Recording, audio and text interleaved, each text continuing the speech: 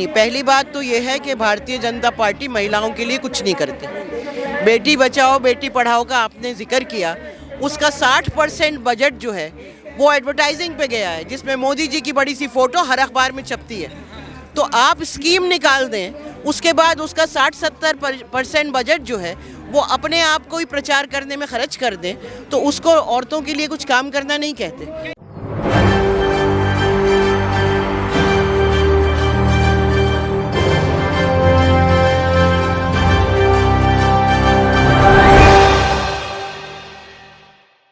यत्र नार्यस्तु पूज्यन्ते रमन्ते तत्र देवता वाला मंत्र हम सभी ने पढ़ा है।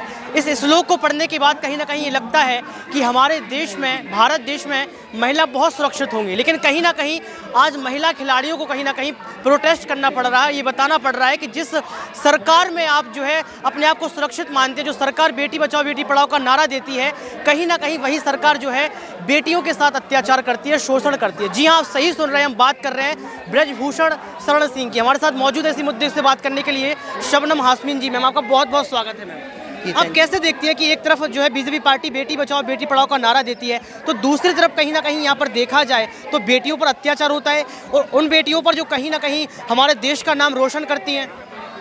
देखिए, जब से ये सरकार आई है 2014 से, तब से अगर आप ग्राफ देखें तो लगातार महिलाओं के खिलाफ अत्याचार बढ़ रहा है।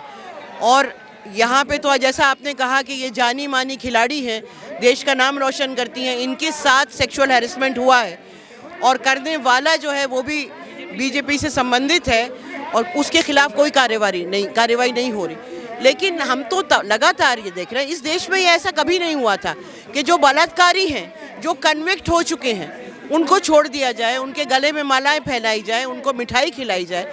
ये हमने कठुआ में भी देखा कि बलात्कारियों के सपोर्ट में रैलीज निकाली बीजेपी वालों ने। ये हमने अभी बिल्किस बानो का केस देखा, जो कन्विक्टेड लोग हैं उनको छोड़ दिया गया, और यही हम यहाँ देख रहे हैं। अब आज सुप्रीम कोर्ट ने आदेश दिया है, तो मुझे उम्मीद है कि उसका पालन अब इनको करना ही पड़ेगा। देखा जाए तो भारतीय जनता पार्टी स्त्रियों के लिए बहुत काम करती है, महिलाओं के लिए काम करती है, महिलाओं की मसीहा कही जाती है भारतीय जनता पार्टी।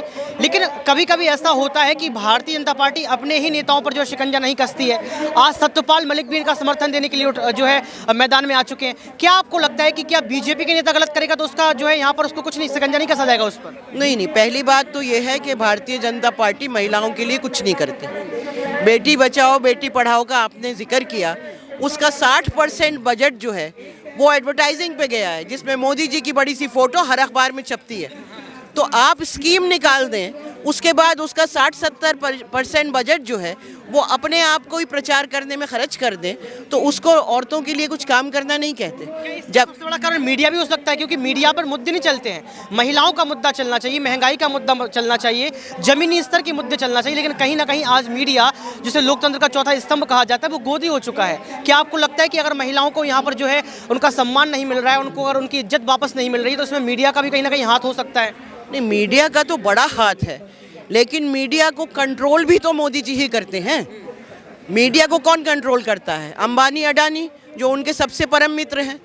जब सतपाल मलिक कुछ बोलते हैं तो उसी दिन सारे मीडिया के पास इंस्ट्रक्शन आ जाते हैं ना सरकार से कि आपको इसको कवर नहीं करना है। तो अगर मीडिया वाले कवर करना भी चाहें कुछ, तो उनको इजाज़त नहीं है।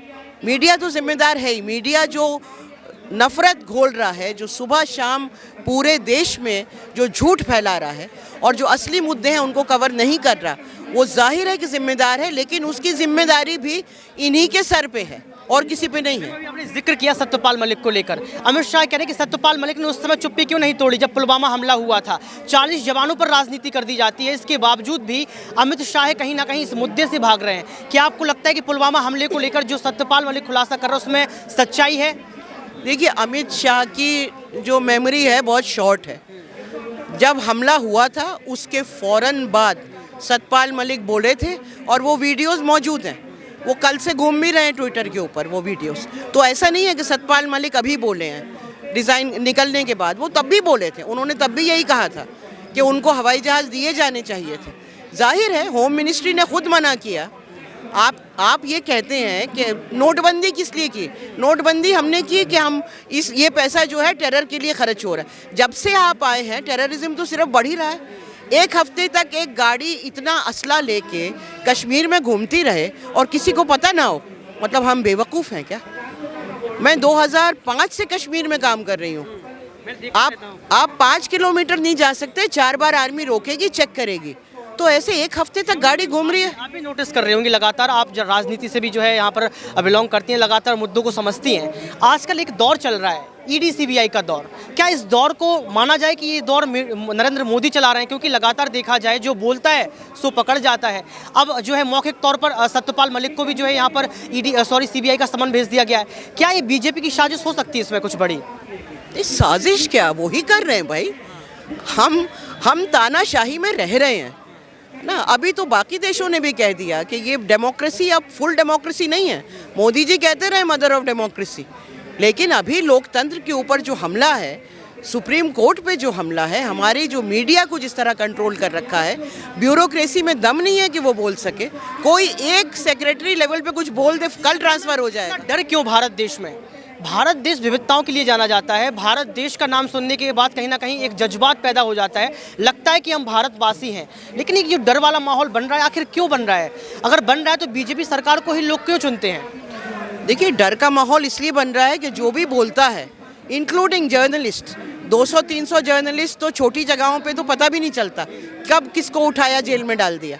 जर्नलिस्ट जेल में डाले जा रहे हैं, एक्टिविस्ट जेल में डाले जा, हमारे साथी जेलों में हैं बोलने के लिए। तीस्ता 2 महीना अभी जेल में रह के आई हैं। किस दिन आप मुझे उठा लेंगे, अर्शमंदर को उठा लेंगे, किसको उठा लेंगे, हमें नहीं मालूम। लोग डरते हैं बोलने से। तो सत्यपाल मलिक को उठाने की भी चल रही है। उनके भी सीबीआई ने बुला ही लिया ना, तो जो बोले उसके यहाँ ईडी भेज दो, उसके यहाँ सीबीआई भेज दो, उसका एफसीआरए कैंसिल कर दो। तो लोग डरते हैं, और जाहिर है कि जब डर लगता है लोगों को तो फिर चुप होते जाते हैं। क्या ये जो महिला खिलाड़ी यहाँ पर बैठी हैं, जिन्होंने भारत देश का नाम रोशन किया, क्या इन महिला खिलाड़ियों को भी जेल भेजा जाएगा? क्या इनके भी जो है कहीं ना कहीं बातों को निकाला जाएगा? क्योंकि लगातार देखा जाए तो भारतीय जनता पार्टी ने ब्रजभूषण शरण सिंह के लिए 2 महीने का वक्त निकाला था।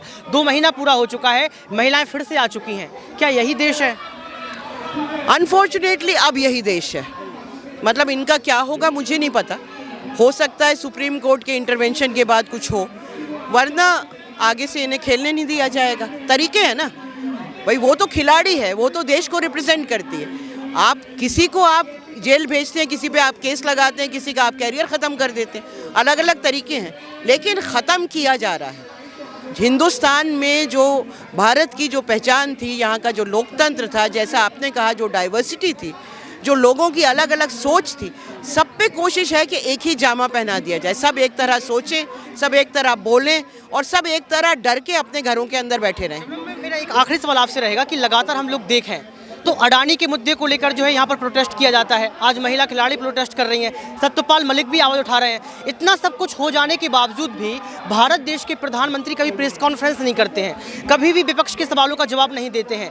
वो अपनी ज़िंदगी जीते हैं, यानी कि कहा जाए तो वो उनको जो करना होता वही चलता रहता है। तो आपको क्या लगता है कि ये नरेंद्र मोदी को भी डर है, भारत के प्रधानमंत्री को भी डर हो सकता है?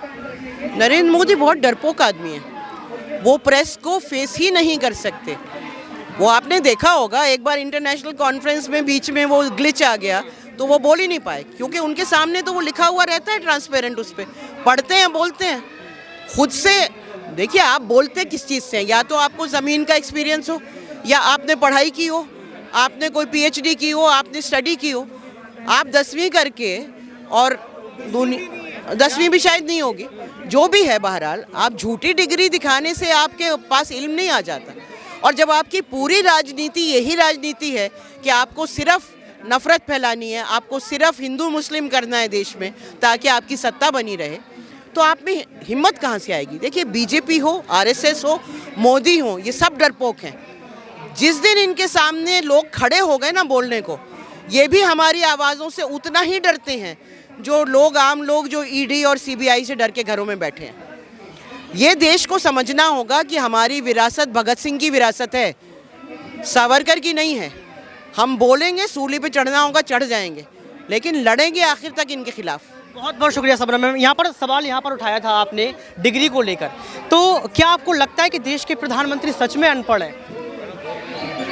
अब उन्होंने एक इंटरव्यू में कह दिया था जो राजीव शुक्ला जी ने कहा था उनकी जब एजुकेशन के बारे में पूछा गया तो बोले मैंने कुछ पढ़ाई नहीं की, तो उसके फिर क्या कह सकते। तब तो साहब पीएम भी नहीं थे।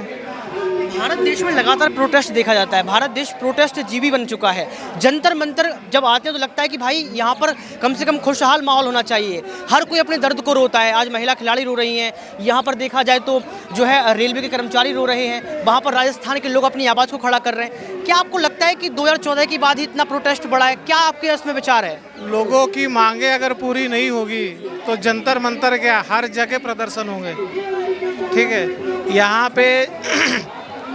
पे जब मांगे किस लिए होती है, ये लोकतंत्र है। लोकतंत्र में आवाज़ उठाना आदमी का हक है, हर किसी का हक है। ठीक है, लेकिन आप उसको दबा नहीं सकते। प्रदर्शन पहली बार नहीं हो रहे हैं, 2014 के पहले भी हुए। अन्ना हजारे, केजरीवाल, किरण बेदी वगैरह वगैरह बहुत सारे लोग थे, उन्होंने भी किया है इसका लेकिन उनके वक्त उस गवर्नमेंट ने, कांग्रेस गवर्नमेंट ने मतलब उनको कभी प्रदर्शन करने के लिए मना नहीं किया। ठीक है, उन्होंने, क्योंकि लोकतंत्र में हर किसी को बोलने का, लेकिन आज ये स्थिति आ गई कि अगर आप आवाज़ उठाओगे तो आपकी आवाज़ दबा दी जाएगी। ठीक है, यही है। सवाल पूछना चाहता हूँ, ये विनेश फोगाट है, बजरंग पूनिया है, साक्षी मलिक हैं, इन्होंने देश का नाम रोशन किया है। इनके नाम से ही भारत देश को कहीं ना कहीं जाना जाता है कि भाई कितना काम इन्होंने किया है, मेडल लेके आए, गोल्ड मेडल लेके आए। क्या इनका बैठना ठीक है? और अगर ये बैठ रहे हैं तो देश की सरकार को नहीं सुनना चाहिए? क्योंकि लगातार देखा जाए तो देश के प्रधानमंत्री ट्वीट तो करते हैं मेडल मिलने के बाद, लेकिन आज ट्वीट नहीं कर रहे हैं। सर ऐसा है, जब ये मेडल लेके आए थे तब इनका स्वागत बहुत ज़बरदस्त हुआ था। ठीक है, हमने वो वीडियो पे देखा, पीएम ने भी बात की थी उनके साथ। हाँ, लेकिन जब इनके ऊपर अभी आफत आई हुई है तो इनका भी तो कुछ निर्णय होना चाहिए। सेम एक सर्विसमैन के साथ भी हुआ है। ठीक है, यहाँ पे कई साल पहले जब OROP के लिए बैठे थे तो उनका पेंडाल उखाड़ दिया गया था। ठीक है, OROP के वक्त भी वैसे ही हुआ था। देश के लिए जो भी करता है, चाहे अभी ये जो खिलाड़ी हो या एक सर्विसमैन हो, कोई भी हो, लेकिन बातें सुनना बहुत ज़रूरी है। सरकार होती ही सुनने के लिए है। सरकार होती ही सुनने के लिए है। सरकार नहीं सुनेगी तो कौन सुनेगा? सर हमारे साथ मौजूद है, सर का बहुत बहुत स्वागत। सर आपका नाम क्या है? बोलिए। सर बहुत गंभीर आप लग रहे हैं, मैं जब इनको बात कर रहा था तो आपकी गंभीरता मुझे नजर आई। मैं आपसे ये जानना चाहता हूँ कि भारत देश में जो माहौल अब बन चुका है, क्या ये नफरत का माहौल है? यस, नफरत का माहौल है। कैसे कह सकते हैं आप? अरे कोई प्रोटेस्ट करेगा, राजद्रोही बनाएगा, कैसे नफरत नहीं है क्या?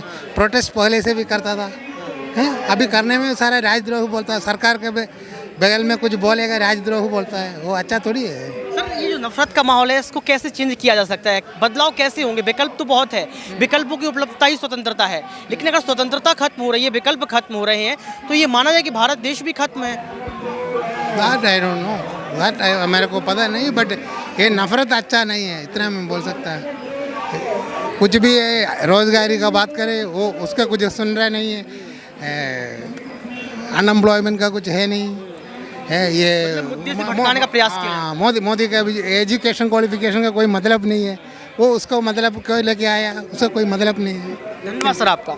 देखिए लगातार देखा जाए तो यहाँ पर महिला से समेत तमाम लोगों ने अपनी बात को रखा और ये बता दिया कि आखिर सच क्या है। एक तरफ सत्यपाल मलिक लगातार प्रोटेस्ट कर रहे हैं, सत्यपाल मलिक जो है यहाँ पर महिला खिलाड़ियों के साथ जो है अपनी बात को रख रहे हैं, ये कह रहे हैं कि महिला खिलाड़ियों के साथ गलत हुआ है। तो दूसरी तरफ सत्यपाल मलिक यहाँ पर पुलवामा हमले को लेकर भी जो है कहीं ना कहीं सच को बता रहे हैं।